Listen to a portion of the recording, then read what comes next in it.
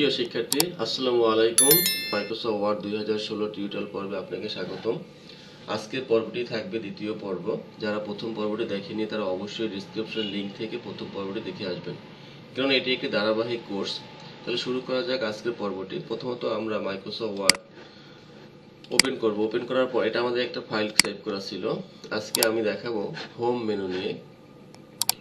গত পর্বে আমাদের ছিল ফাইল, আজকে দেখাবো হোম। হোম খুবই গুরুত্বপূর্ণ একটি মেনু, কারণ হোম ছাড়া আসলে অনেক কাজই করা আমাদের পক্ষে সম্ভব না। তো হোমে অনেকগুলো মেনু আছে।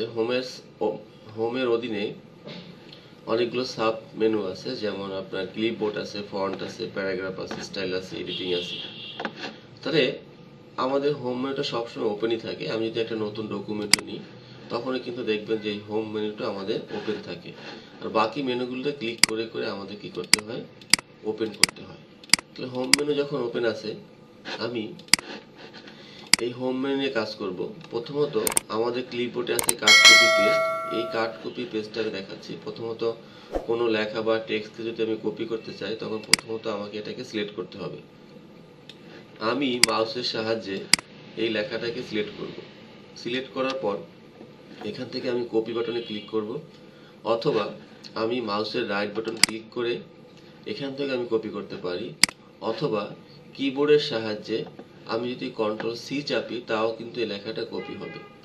কন্ট্রোল সি চাপলেও এটা কপি হবে। আমি এখান থেকে আইকন থেকে দেখাচ্ছি। আমি প্রথমত এটা ক্লিক করলাম। এই কপি করার ফলে কি হবে, এই লেখাটা আমি অন্য কোথাও নিয়ে যেতে পারবো। তাহলে আমি চাচ্ছি এই লেখাটা আমার এখানে থাকবে, অথবা আমার সেকেন্ড পেজে থাকবে। তা আমি এখানে গিয়ে কি করব, এটাকে আমি এখান থেকে পেস্ট করতে পারি। যখন পেস্ট করব ওই লেখাটা এখানে কিন্তু চলে আসবে, একবার হুবহু চলে আসবে।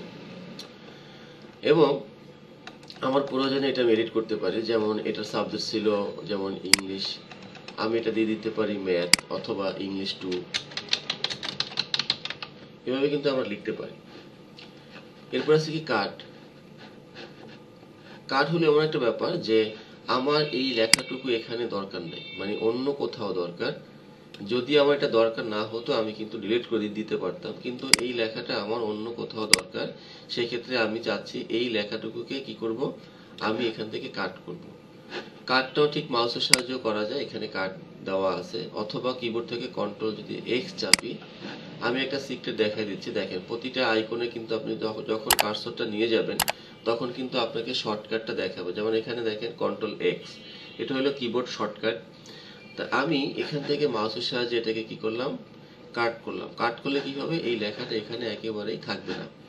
কাট কোথায় থাকবে, এটা আমি যেখানে নিয়ে পেস্ট করব। যেমন এখানে আমি কার্সরটা রাখার পরে যদি পেস্টে ক্লিক করি, তাহলে এই লেখাটা কিন্তু এখান থেকে রিপ্লেস হয়ে এখানে চলে আসবে, এখানে কিন্তু পরবর্তীতে আর থাকবে না। তো কাট কপি পেস্ট খুবই গুরুত্বপূর্ণ। আপনারা কয়েকবার প্র্যাকটিস করেন, প্র্যাকটিস করলে আপনি এটা শিখে যাবেন। এরপর আসেন ফন্ট নিয়ে কথা বলবো। ফন্ট খুবই গুরুত্বপূর্ণ, কারণ আমরা যে ফন্টগুলো লিখি এটার একটা নির্দিষ্ট নাম আছে। হ্যাঁ, কিছু ফন্ট আছে খুবই বেশি প্রচলন করা হয়। যেমন আমরা যেই ফন্টটা লিখতেছি Times new Roman. Times new Roman একটা ইন্টারন্যাশনাল ফন্ট। মূলত এই ফন্টটাই অফিসিয়াল কাজে বেশি ব্যবহার করা হয়। যত লেখালেখির কাজগুলো আছে পৃথিবীর 90% লেখাই এই টাইমস নিউ রোমানেই হয়। টাইমস নিউ রোমান নিয়ে দেখাবো। মূলত এটা টাইমস নিউ রোমান দেওয়া আছে। যদি কখনো আপনার মনে হয় যে না আমার ফন্টটা একটু চেঞ্জ করা দরকার বা এটা আমার পরিবর্তন করা দরকার, তখন কিন্তু আমি এটাকে চেঞ্জ করতে পারি। কিভাবে, এই লেখাগুলো কিন্তু আসলে এত সুন্দর ছিল না, এটাকে সুন্দর করা হয়েছে। আমি একেবারে দেখাচ্ছি এখান থেকে। আমাদের লেখাগুলো মূলত এরকমের ছিল, এলোমেলো থাকে। এইগুলো সবগুলোই কি থাকে, এলোমেলো থাকে। আমাকে এটা সাজিয়ে গুছিয়ে আমাকে লিখতে হয়। তাহলে আমি দেখাচ্ছি যে এইভাবে কিভাবে লেখাটা সাজাতে হবে। প্রথমত আমি ওই যে বললাম যে আপনাকে যে কোনো কাজ করার পূর্বে অবশ্যই সেই লেখাটাকে সিলেক্ট করতে হবে। দেখেন আমি যদি এখান থেকে এখন এই বোল্ডে ক্লিক করি, লেখাটা কিন্তু বোল্ড হবে, ঠিক আছে। এরপরে যদি আমি আন্ডারলাইন দিতে চাই, আন্ডারলাইন হবে। এটা সমস্ত লেখাগুলো সিলেক্ট করা বিধায় কিন্তু সব লেখাগুলো আন্ডারলাইন হচ্ছে। আমি যদি নির্দিষ্ট কোনো একটা লাইনকে সিলেক্ট করার পরে যদি এখান থেকে আন্ডারলাইন দিই, তাহলে ওই নির্দিষ্ট লাইনটাই কিন্তু এখানে আন্ডারলাইন হিসেবে শো করবে। আমি যদি এখান থেকে প্রিভিউ দেখি, দেখেন প্রিভিউতে কিন্তু দেখা যাচ্ছে যে আমি যতটুকুকে সিলেক্ট করছি ঠিক ততটুকুই কিন্তু আন্ডারলাইন হয়েছে। তো এভাবে আমি এটা কোনো লেখাকে আন্ডারলাইন দিতে পারি, আবার যেখান থেকে আন্ডারলাইন দিছি সেখান থেকে এটাকে আবার বাদ দিতে পারি। ক্লিয়ার? এখন এই যে দেখেন আর্নাব গ্রিন মডেল হাই স্কুল, আমি এটাকে চাচ্ছি যে ফন্ট চেঞ্জ করতে। সেক্ষেত্রে আমাকে কি করতে হবে, এটাকে সিলেক্ট করার পর আমাকে যেতে হবে এই যে ফন্টে ক্লিক করতে হবে। ক্লিক করার পর দেখেন এখানে অসংখ্য ফন্ট থাকবে, আপনার যেই ফন্টটা প্রয়োজন ঠিক ওই ফন্টটায় আপনি যে ক্লিক করবেন। তবে আমি বলে রাখি যেটা আমাদের অফিসিয়াল ফন্ট যেমন টাইমস নিউ রোমান, এরিয়াল, এই ফন্টগুলো ব্যবহার করার চেষ্টা করবেন। দেন এটাও একটা অফিসিয়াল ফন্ট, আমরা এটাও ইউজ করতে পারি। টাইমস নিউ রোমান সবচেয়ে বেশি ব্যবহার করা হয়। তারপর এখানে বিভিন্ন রকম ফন্ট আছে, যেটা আপনার ভালো লাগে আপনি ওই ফন্টটা এখান থেকে চয়েস করে দিবেন। আমি যদি এখান থেকে এটাকে এরিয়াল করে দিই তাহলে কিন্তু এটা এরিয়াল হিসেবেই কাউন্ট হবে। ঠিক আছে, তাহলে কি গেল, আমাদের ফন্ট আমরা এখান থেকে চয়েস করতে পারি। এরপরে কি আছে, এখান থেকে আমি ফন্ট সাইজ এখান থেকে ক্লিক করে আমি কিন্তু একটা লেখাকে এখান থেকে ছোট বড় করতে পারি। তার আমাদের যে অফিসিয়াল ফন্ট বা যেটা স্ট্যান্ডার্ড ফন্ট সেটা হলো আমার 14 দিলেই হবে, অথবা 12 দিয়ে আমি লিখতে পারি। যখন অনেক লেখা থাকবে বা প্রচুর লেখা আমার, সেক্ষেত্রে আমরা 12 দিতে পারি অথবা 14 ইউজ করতে পারি।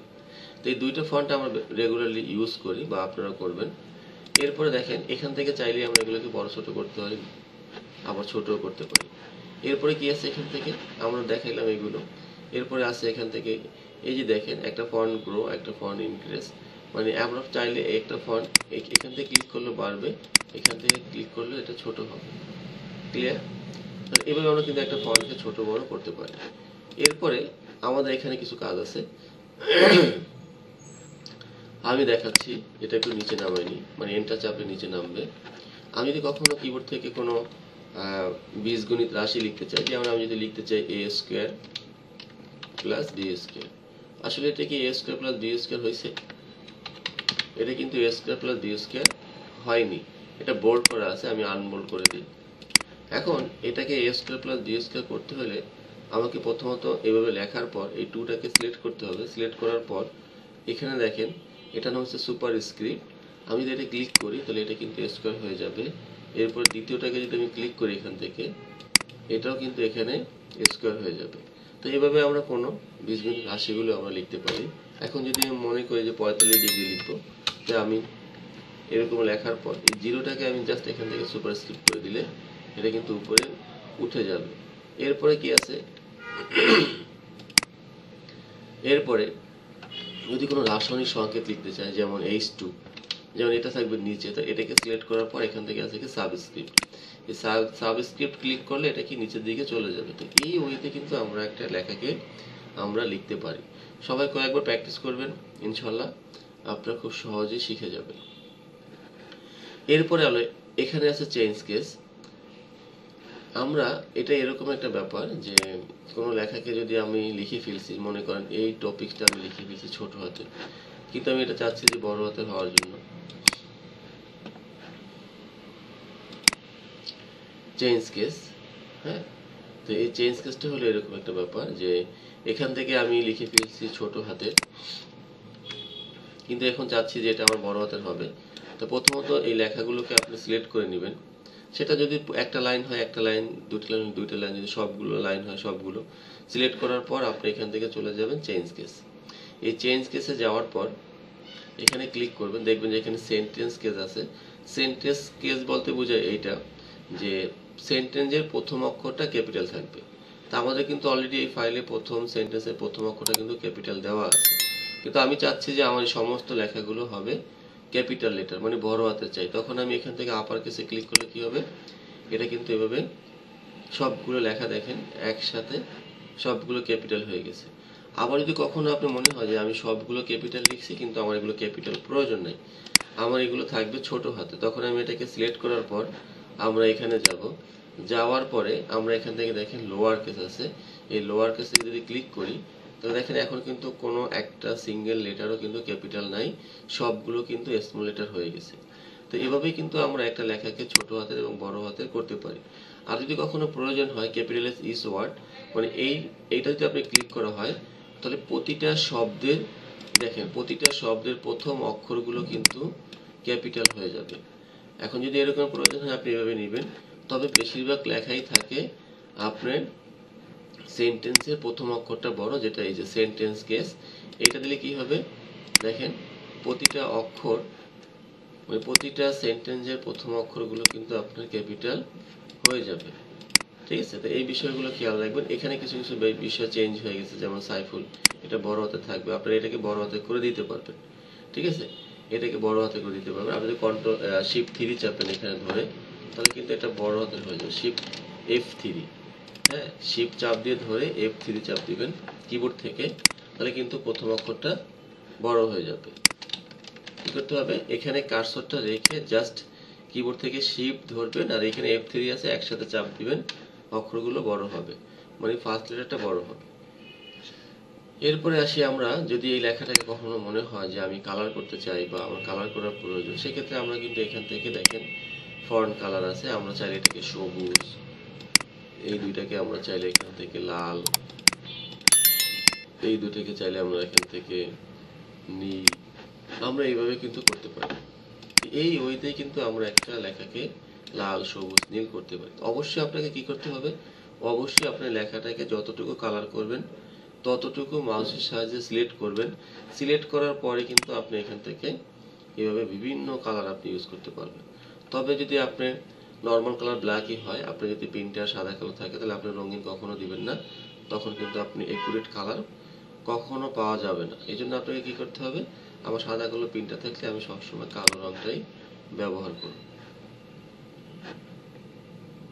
এটা হচ্ছে একটা হাইলাইটার, এটা হচ্ছে টেক্সট হাইলাইটার। আমরা যদি কোনো লেখাকে, যেমন এই লেখাটা খুবই ইম্পর্টেন্ট অথবা এরকম থাকে, তখন এটাকে সিলেক্ট করার পর আমি যদি হাইলাইটারতে ক্লিক করি, তখন কিন্তু এটা হাইলাইট হবে। তো এইভাবে কোনো লেখাকে আমরা চাইলে কিন্তু হাইলাইট করতে পারি। আবার এটাকে বাদ দিতে হলে ঠিক অতটুকুই, যতটুকু আপনি সিলেক্ট করছিলেন ততটুকু সিলেক্ট করার পর এখানে যাবেন, ক্লিক করার পর দেখবেন নো কালার আছে, নো কালার দিলে কিন্তু হাইলাইটটা ক্যান্সেল হয়ে যাবে। আপনি কয়েকবার প্র্যাকটিস করেন, আপনি পেরে যাবেন। ঠিক আছে, আমাদের আসলে যেই মেনুগুলো বা যে কাজগুলো খুবই ইম্পর্টেন্ট, আমি সেই বিষয়গুলো কিন্তু আপনাদের সাথে শেয়ার করতেছি। এরপরে আসেন আমরা দেখব প্যারাগ্রাফ, খুবই গুরুত্বপূর্ণ। প্রথমত আমাদের এখান থেকে আমি এই লেখাটার উপরে দেখাতে পারি যে প্রথম আছে আমাদের এখানে বুলেট আছে। বুলেট হলো এরকম একটা ব্যাপার যে আপনি চাইলে কোনো সিম্বল বা কোনো সাইন এরকমই আপনি লেখার শুরুতে ইউজ করতে পারেন। এরপরে কি হবে, পরবর্তীতে আপনি যদি এন্টার চাপেন, অটোমেটিকলি কিন্তু একটার পর একটা বুলেট, একটার পর একটা বুলেট কিন্তু চলে আসবে। তো এভাবে কিন্তু আপনি আবার এন্টার চাপলে কি হবে, একটার পর একটা বুলেট কিন্তু চলে আসবে। তো এভাবে আপনি কোনো সেন্টেন্সে চাইলে এভাবে বুলেট নাম্বার দিতে পারেন। আবার এটাকে বাদ দিতেও পারবেন। আপনি এটাকে মূলত সিলেক্ট করতে হবে, সিলেক্ট করার পর এখানে বুলেটে যাবেন, যাওয়ার পর দেখেন এখানে নান আছে, এই নানে যদি ক্লিক করেন তাহলে কি হবে, এটা বাদ হয়ে যাবে। আবার দিতে চাইলে এখান থেকে যদি আপনি চান এটা দিব, এটা দিব, আপনি যা খুশি। তবে এটা বিভিন্ন প্যারাগ্রাফ বা কোটেশনে বোঝানোর ক্ষেত্রে দেওয়া হয়। আপনি চাইলে এটা চাইলে আপনি এই যে যেমন এটা সেন্টেন্স আছে, যে আমি এই সেন্টেন্সটা এটা দিতে চাই, শুধু জাস্ট এটাকে সিলেক্ট করার পর আপনি এখানে যান, যাওয়ার পর এরকম একটা বুলেট দেন, এরকম দেন, তাহলে কিন্তু এরকম প্যারাগ্রাফের উপরে আপনি এরকম দিতে হবে। আমি তো আবার এন্টার চাপি, তাহলে কিন্তু সেকেন্ড বুলেটটাও এখানে চলে আসবে। আবার যদি আরেকটা এন্টার চাপেন তাহলে এটা কিন্তু রিমুভ হয়ে যাবে। তো এইভাবে কিন্তু আমরা একটা বুলেট দিতে পারি। তা আমি এটাকে বাদ দিতে চাচ্ছি, তো আমি এটাকে আবার সিলেক্ট করলাম, করার পরে আমি এখানে যাব, যাওয়ার পরে আমি এখান থেকে কি করব, নানে ক্লিক করব, তাহলে কিন্তু আমার বুলেটটা চলে যাবে। তো আপনারা চাইলে এখান থেকে বুলেট, নাম্বার ইত্যাদি ইউজ করতে পারেন। এর পাশেই আছে কি নাম্বার আছে, এখানে কি আছে 1 2 3 4, তারপরে রোমান সংখ্যা আছে, এবিসি আছে। এভাবে চাইলে কিন্তু কোনো একটা লেখাকে আপনি এভাবে কি করতে পারেন, এ বি সি দিয়ে আপনি সিরিয়াল মেনটেন করতে পারেন। আমি এটা বোল্ট বাদ দিয়ে দিই, তাহলে কিন্তু এভাবে কিন্তু আমি সিরিয়ালগুলো করতে পারি। এখন যদি আমি এন্টার চাপি দেখেন, তাহলে কিন্তু এইচ চলে আসবে। হ্যাঁ, তাই আমরা এরকম কিন্তু আমরা একটার পর একটা এন্টার চাপলে কিন্তু আমাদের কিন্তু লিখতে হবে না। আমাদের এই যে এ বি সি যে সিরিয়ালটা ছিল এটা আমাদের লিখতে হবে না, এটা কিন্তু অটোমেটিকলি একটার পর একটা আসতেছে। ঠিক আছে, তা আমি যদি এটা বাদ দিতে চাই, ঠিক আগের মতো সবসময় একটা বিষয় খেয়াল রাখবেন, যেখান থেকে এটা আপনি দিবেন সেখান থেকে এটাকে আপনাকে বাদ করতে হবে। তা আমরা এটাকে সিলেক্ট করার পর এখানে যাব, যাওয়ার পর দেখেন নান আছে, এটা দিয়ে যদি ডিলিট হয়ে যাবে। যদি আপনি রোমান সংখ্যা দেন, রোমান সংখ্যা হবে। এখান থেকে 1 2 3 4 দিলে 1 2 3 4 হবে, এবিসি দিলে এবিসি হবে, এখান থেকে এটা দিলে এটা হবে, এটা দিলে এটা হবে। তো এইভাবে কিন্তু আমরা কোনো একটা লেখাকে আমরা বুলেট এবং নাম্বার ইউজ করতে পারি। আমি এটা দিতে চাচ্ছি না, আমি এটাকে নো করে দিই, তাহলে কিন্তু নো হয়ে গেল। ঠিক আছে, আমি বাকি লেখাগুলোকে আমি মুছে ফেলি। এখন এটাকে আমি মুছে ফেলবো। আমি এই লেখাটাকে উপরে উঠাতে চাই, সেক্ষেত্রে আমাকে এখানে কার্সর রেখে আমাকে যদি ব্যাক স্পেস চাপি কিবোর্ড থেকে, তাহলে কিন্তু এটা উপরে উঠে যাবে। ঠিক আছে, তা আমি এই লেখাগুলোকে চাচ্ছি সব বোল্ড থাকবে, কারণ এটা শিরোনাম। সিলেক্ট করার পর বোল্ডে ক্লিক করলে বোল্ড হয়ে যাবে। এরপরে আসতে পারি আমরা অ্যালাইনমেন্ট। হ্যাঁ, খুবই গুরুত্বপূর্ণ। আমি কিন্তু এখন অ্যালাইন লেফটে আছি। আমি কোথায় আছি? Align left. এটা শর্টকাট হলো কন্ট্রোল এল। আর এটা হচ্ছে সেন্টার, এটা শর্টকাট হলো কন্ট্রোল ই। এটা হলো রাইট, এটা হচ্ছে কন্ট্রোল আর। এটা হচ্ছে জাস্টিফাই, এটা হচ্ছে কন্ট্রোল জে। তো আমি এভাবে কিন্তু একটা লেখাকে আমি চাইলেই এখান থেকে আমি সেন্টার করতে পারি, রাইটে নিতে পারি, লেফটে নিতে পারি, জাস্টিফাই করতে পারি। মানে আমার যা খুশি আমি এখান থেকে করতে পারবো। মানে আমি চাইলে লেখাটাকে মাঝে রাখতে পারবো, ডানে রাখতে পারবো, বামে রাখতে পারবো, ইচ্ছা। তবে এটা একটা স্কুলের নাম বা একটা শিরোনাম, সেক্ষেত্রে এটা মিলেই থাকবে। আমরা এখান থেকে লিখলাম। ঠিক আছে, বুঝতে পারছি। আর দেখেন জাস্টিফাইয়ের ব্যাপারটা হলো এরকম, আপনি একটু খেয়াল করেন। এখন এটা কিন্তু এই পজিশনে আছে। হ্যাঁ, এর মানে হলো এই সাইডটা সমান, এই সাইডটা কি সমান না। তো এই লেখাটাকে সিলেক্ট করার পর আমি যদি এখান থেকে, এখানে দেখা যায় যে একটা সাইড সমান, একটা সাইড অসমান, এটা সেন্টার আছে, আর এটা কিন্তু সব দিকে সমান। তার মানে আমি যদি এখানে ক্লিক করে দিই যে জাস্টিফাই, তখন কিন্তু এই সাইড এবং এই সাইড দুইটা সাইডে কি হয়ে যাবে? একেবারে সমান হয়ে যাবে। তো এই নিয়মেই কিন্তু আমি একটা লেখাকে লেফট, রাইট, সেন্টার ইত্যাদি করতে পারি। এরপরে আসতে পারি আমাদের আরেকটা কাজ আছে, সেটা হলো আমাদের এখানে আছে স্পেসিং। এটাকে বলা হয় লাইন স্পেসিং। এখন আপনার একটা লাইন থেকে একটা লাইনের দূরত্ব কতটুকু হবে সেটা আপনি এখান থেকে সেট করতে পারবেন। প্রথমত ওই লেখাগুলোকে সিলেক্ট করতে হবে। সিলেক্ট করার পর আপনাকে যেতে হবে এখানে। যাওয়ার পরে দেখেন এখানে অনেকগুলো পয়েন্ট দেওয়া আছে, আপনি যেটা চান সেটাই হবে। আমি বর্তমানে সিঙ্গেলে আছি, আমি তো 1.15 দিলে এরকম হবে, 1.5 দিলে এরকম হবে, 2 দিলে এরকম হবে, 2.5 দিলে এরকম হবে, 3 দিলে এরকম হবে। তো এইভাবে কিন্তু আমরা একটা লেখাকে আমরা এইভাবে স্পেসিং বাড়াতে পারি। তবে কখনো একটা লেখায় এত স্পেসিং দিলে খুবই খারাপ দেখা যাবে।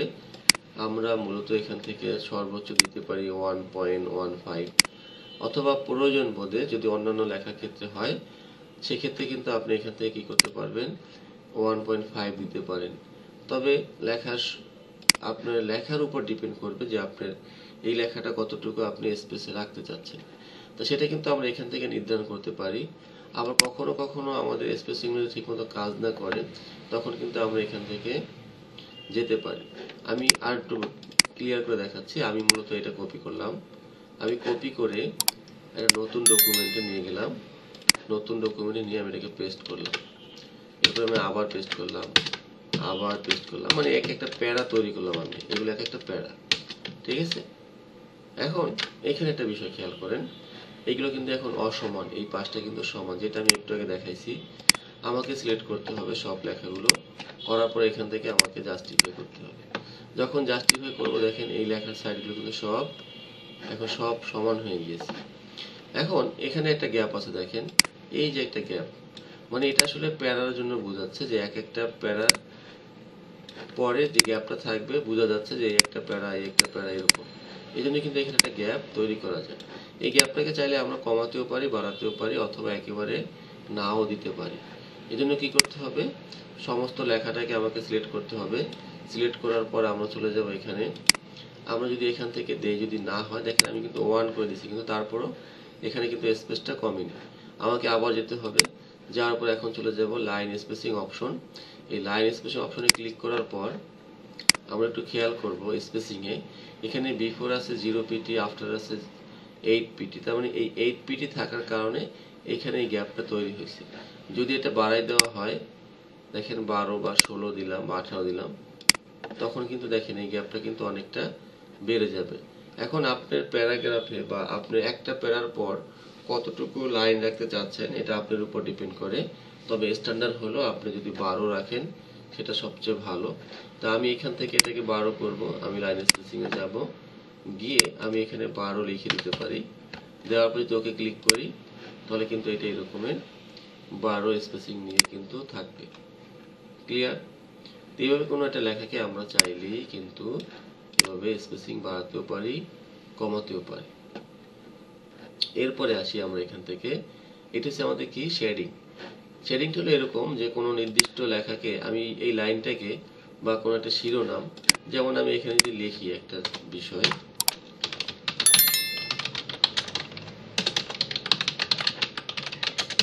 আমি লিখলাম এডুকেশনাল কোয়ালিফিকেশন। এখন দেখেন এটা একটা শিরোনাম, অবশ্যই এটাকে বোল্ড করতে হবে। বোল্ড করার জন্য সিলেক্ট করতে হবে, যেটা আগে দেখাইছি, করলাম। এখন আমি চাচ্ছি যে এটাকে আমি একটা শেডিং দিব। তো এটাকে সিলেক্ট করতে হবে এইভাবে। সিলেক্ট করার পরে শেডিংয়ে যাবেন, গিয়ে আপনি একটা নির্দিষ্ট কালার এখান থেকে আপনি শেডিং হিসেবে ইউজ করতে পারেন। এরপরে আপনার প্রয়োজনীয় লেখাগুলো আমি নিচে লিখতে পারি। আমি কি লিখবো এটা আমার ব্যাপার, আমি লিখতে পারি। এভাবে কিন্তু আমরা লিখব। আমি ধারাবাহিকভাবে দেখাবো, তবে আমরা সবগুলো মেনু শেষ না করে কোনো একটা কাজ কমপ্লিটলি করতে পারবো না।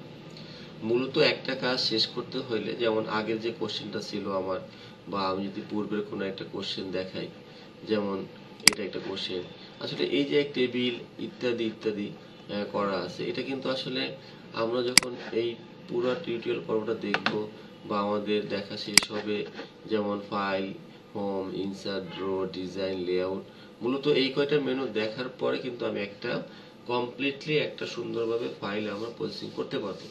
এর আগে কিন্তু আমি চাইলেই পারবো না, কারণ আমি সবগুলো মেনু এখনো আমার শেখা হয়নি। সবগুলো মেনু শিখলে পরেই আমি এই কাজটা কমপ্লিটলি করতে পারবো। আমি ধারাবাহিকভাবে দেখাবো, আপনারা শুধু কন্টিনিউয়াসলি ভিডিওটা দেখেন, একটুও টানবেন না, তাহলে কিন্তু আপনি অনেক কিছু মিস করতে পারেন। তা ঠিক আছে, আমরা কি করলাম, এখান থেকে একটা শেডিং দিয়ে আমরা এগুলো লেখা লিখতে পারি। হ্যাঁ, আমি এই শেডিং যদি বাদ দিতে চাই, আমাকে এটাকে অবশ্যই আবার সিলেক্ট করতে হবে, করে এখান থেকে গিয়ে আমাকে কি করতে হবে, এই যে নো কালার, এই নো কালারে দিলে এটা কিন্তু আবার বাদ হয়ে যাবে, ক্যান্সেল হয়ে যাবে। তো এইভাবেই কিন্তু একটা শেডিং আমরা দিতে পারি। এরপরে আছে দেখেন এখানে কিছু কাজ আছে। হ্যাঁ, আমি যদি এটা দিই ইনক্রেস ইনডেন্ট, অথবা এখানে আছে ডিসক্রেস ইনডেন্ট, আমি তো এটা ক্লিক করি তো এরকমের যাবে, আবার এটা ক্লিক করলে এরকমের আগে যা চলে আসবে, যেটা আমি কিবোর্ড থেকে করতে পারি। তো কিবোর্ড থেকে করলে এরকমের ট্যাপ চাপলে যাবে, কিন্তু আপনি এদিকে আনতে পারবেন না কিবোর্ডের মাধ্যমে, তখন আপনাকে এইটা ক্লিক করতে হবে। বুঝতে পারছি? এটা কিন্তু ট্যাপ দেওয়া আছে, তো ট্যাপের মাধ্যমে নিতে পারি, আর এই ডিসক্রেস ইনডেন্টের মাধ্যমে আমরা এটাকে আবার রাইটে নিয়ে আসতে পারি। তাহলে এই হলো আমাদের প্যারাগ্রাফ। আরো কিছু কাজ আছে। আমরা শেডিং দেখলাম, আমরা কি কি দেখলাম, আমরা দেখলাম বুলেটস দেখছি, আমরা এখান থেকে নাম্বার দেখছি, এটা আমাদের তেমন প্রয়োজন নাই। আমরা এখান থেকে অ্যালাইনমেন্টগুলো দেখলাম, এখান থেকে লাইন স্পেসিং দেখলাম, এখান থেকে শেডিং দেখলাম। আপনারা কি করবেন, প্রতিটা আইকনের নাম মুখস্থ করে ফেলবেন, এতে আপনাদের কাজ করতে সুবিধা হবে। কারণ আপনি যদি মুখস্থ না করেন, পরবর্তীতে আপনি নামটা না জানেন, তখন কিন্তু একটা জিনিস খুঁজে পাওয়াটা কষ্ট হয়ে যাবে। এই জন্য কি করতে হবে, এই জন্য আপনাকে কি করতে হবে, আপনাকে মূলত এই প্রতিটা আইকন আপনি মুখস্থ করে ফেলবেন। আর এখানে কিন্তু মাউস পয়েন্টার নিলেই কিন্তু আপনাকে শর্টকাটটা শিখিয়ে দিচ্ছে। যেমন দেখেন এখানে পেস্ট, কন্ট্রোল অল্টার ভি, ঠিক আছে, এটা আছে কন্ট্রোল ভি, তারপরে এটা আছে কন্ট্রোল ইউ, এটা আছে ইটালিক। ইটালিকটা হলো এরকম যে কোনো লেখাকে আপনি চাইলে এরকম ইটালিক করতে পারবেন, মানে একটু বাঁকা হবে, ঠিক আছে। তো এইভাবে কিন্তু আমরা একটা লেখাকে প্রসেসিং করতে পারি। এরপর আছে এখানে কি বর্ডার। এখন এই বর্ডারটা কোথায় দিবেন, যদি কখনো এরকম প্রয়োজন হয় যে কোনো নির্দিষ্ট একটা ওয়ার্ডকে অথবা কোনো লেটারকে বা কোনো নাম্বারকে আপনি এখান থেকে বর্ডার দিতে চান, এখানে গিয়ে আপনি অল বর্ডারে ক্লিক করে দিবেন, তখন কিন্তু এরকমের একটা লেখা বক্সের মধ্যে বন্ধ, বক্স বন্দি হয়ে যাবে এরকম। এটা আপনার প্রয়োজনে আপনি দিতে পারবেন। আপনি যে কোনো শব্দকে প্রথমত মার্ক করতে হবে, এরপর এখান থেকে দিবেন, দেওয়ার পরে কিন্তু এরকমের বক্স হয়ে যাবে। ক্লিয়ার? আচ্ছা, এরপরে এখানে স্টাইলে আমাদের নর্মাল মোডেই থাকবে। যদি আমরা এটা অন্য কোনো মোডে দিই তাহলে কিন্তু এটা চেঞ্জ হবে। যদি আপনি এরকমের দেন, দেখেন এরকম হয়ে যাবে। নো স্পেসিং দিলে এরকম হবে। এখানে অসংখ্য ডিজাইন আছে, স্টাইল আছে, আমি চাইলে এখান থেকে দিতে পারি। তবে আমরা সবসময় নর্মাল দিয়েই লেখার চেষ্টা করি। এটা ছোট হয়ে গেছে, আমরা 14 করে দিই। ফন্ট টাইমস নিউ রোমান করতে পারি। হ্যাঁ, তো এইভাবে কিন্তু আমরা একটা লেখাকে এভাবে নর্মাল মোডেই রাখতে পারি। এরপরে আসে আমাদের খুবই গুরুত্বপূর্ণ একটা বিষয়, ফাইন্ড। ফাইন্ড হতো খোঁজা। ফাইন্ড হতো কি, কোনো শব্দকে খুঁজে বের করা। কোনো শব্দ অথবা কোনো নাম্বার অথবা কোনো রোল নাম্বার ইত্যাদিকে আমরা এই ফাইন্ডের মাধ্যমে খুঁজে বের করতে পারি। তাহলে আমি এখানে একটা শব্দ লিখে দিলাম, জাস্ট আমি বোঝার স্বার্থে লিখলাম MOON, মুন। এখন এই মুন শব্দটা যদি আমার হুট করে বলা হয় যে এই শব্দটা বলো তো কোথায় আছে, তা আমি কিন্তু আসলে একেবারে শুরু থেকে যদি পড়া শুরু না করে, তাহলে কিন্তু এটা আমি খুঁজে পেতে নাও পেতে পারি। আর আমি যদি ফাইন্ড ইউজ করি, যেমন ফাইন্ড, এখন এই ফাইন্ডে এখানে কি করতে হবে, যে শব্দটা আমার মানে খুঁজতে চাচ্ছি বা যেই নাম্বারটা আমি খুঁজতে চাচ্ছি সেটা আমি এখানে লিখবো। তা আমি মুন লিখে, দেখেন মুন লেখার সাথে সাথে কিন্তু আমার এটাকে মার্ক করে দেখাই দিয়েছে যে এটা এখানে আছে। ঠিক আছে, তো এইভাবে কিন্তু আমি কোনো একটা শব্দকে আমি খুঁজতে পারি। এখানে আর কোনো মুন নাই, একটা শব্দই আছে। এরপরে কি আছে আমাদের, এভাবে আমরা কোনো শব্দকে খুঁজে নিব। এরপরে আছে আমাদের এখান থেকে রিপ্লেস। এটা হলো কোনো একটা শব্দকে, নামকে ইত্যাদিকে, যেমন এখানে দেখেন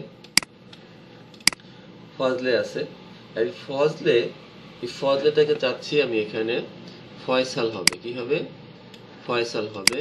কিন্তু ফজলে অনেক জায়গায় লেখা আছে, এরকম অসংখ্য জায়গায় মনে করি লেখা আছে, কিন্তু এটা চেঞ্জ হয়ে কি হবে, ফয়সাল হবে, বা অন্য কোনো নাম হতে পারে। তো এখন যদি আমি এটাকে মুছে মুছে লিখতে যাই, তখন কিন্তু আমি অনেকটা মিস্টেক করতে পারি, অথবা আমি সময় লাগবে, প্রচুর সময় লাগবে। দেখেন এই যে ফজলে কিন্তু অনেক জায়গায় আছে, আমি জাস্ট এটা কপি করছিলাম যার কারণে এরকম দেখাচ্ছে। তা আপনি চাইলে কিন্তু এই নামটাকে খুব অল্প সময়ে একেবারে নির্ভুলভাবে কাজ করতে পারেন। কি করতে হবে, এই রিপ্লেসে আসতে হবে।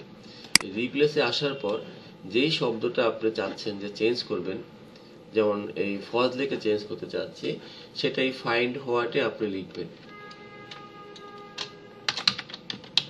লিখলাম। আর এই রিপ্লেস উইথে কি করবেন, আপনি যে শব্দটা নতুন দিতে চাচ্ছেন, আমি চাচ্ছিলাম ফয়সাল, ফয়সাল। হ্যাঁ, তা আমি এই ফজলের পরিবর্তে ফয়সাল চাচ্ছি। এখন যদি আমি চাই যে না, আমার এই ডকুমেন্টে কোনো ফজলে থাকবে না, সবগুলো হয়ে যাবে ফয়সাল, তো সেক্ষেত্রে আমরা কি করব, রিপ্লেস অলে ক্লিক করব।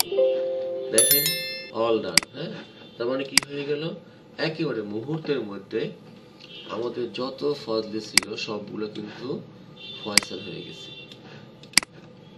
একটু খেয়াল করলে আপনি দেখবেন কোথাও নাই। হ্যাঁ, কোথাও আর একটাও ফজলে নাই। সেক্ষেত্রে আমরা এরকম অনেক শব্দকেই চেঞ্জ করতে পারি, অথবা আমরা কোনো কোশ্চেন মার্ক অথবা ডট, এগুলোকে আমরা কিন্তু এই রিপ্লেসের মাধ্যমে মুহূর্তের মধ্যে পরিবর্তন করতে পারি। যেমন এখানে ডট আছে, কিন্তু এখানে ডট হবে না, কমা হবে। মানে আমার এই ডকুমেন্টের যতগুলো ডট আছে সবগুলো কমা হবে। তো এখন রিপ্লেসে যাওয়ার পর আমি যদি এখানে ডট লিখি আর এখানে আমি কমা লিখে দিই, দেখেন রিপ্লেস অল দিয়ে দিই, তার মানে এই ডকুমেন্টে যতগুলো ডট ছিল সবগুলো উঠে এখানে কি হয়ে গেছে, কমা হয়ে গেছে। ক্লিয়ার? তো এইভাবে কিন্তু আমরা একটা ওয়ার্ড প্রসেসিং এর কাজ করতে পারি। তাহলে আজকে আমরা কি কি শিখলাম আমি আরেকবার দেখাচ্ছি। আমরা শিখলাম কাট, কপি, পেস্ট। কোনো লেখাকে কপি করতে হলে প্রথমত সিলেক্ট করতে হবে, এরপরে কপি করতে হবে, চাইলে কাট করতে হবে। এরপরে দেখালাম এখান থেকে bold, italic, underline, superscript, subscript, এখান থেকে লেখা ছোট বড় করা, ফন্ট চেঞ্জ করা, এরপরে এখান থেকে কালার দেওয়া, এখান থেকে অ্যালাইনমেন্ট করা, নর্মাল মোডে থাকবে। আর এখান থেকে আমরা এগুলো দেখেছি। আসলে যেগুলো আমাদের খুবই দরকার, যেটাতে আমরা প্রতিনিয়ত কাজ করি, আমি সেই বিষয়গুলো দেখেছি। আপনারা শুধু জাস্ট যতটুকু দেখানো হয়েছে এতটুকু প্র্যাকটিস করলেই আপনারা কিন্তু একটা ওয়ার্ড প্রসেসিং এর কাজ খুব সুন্দরভাবে করতে পারবেন। আর আপনারা যদি আমার চ্যানেল নতুন হয়ে থাকেন, অবশ্যই চ্যানেলটি সাবস্ক্রাইব করে দিন, কেননা আমি এরকম আরো নতুন নতুন ভিডিও তৈরি করব। তখন আপনারা কিন্তু এই ভিডিওগুলো নোটিফিকেশন পেয়ে যাবেন। তাহলে সবাই ভালো থাকবেন। আল্লাহ হাফেজ।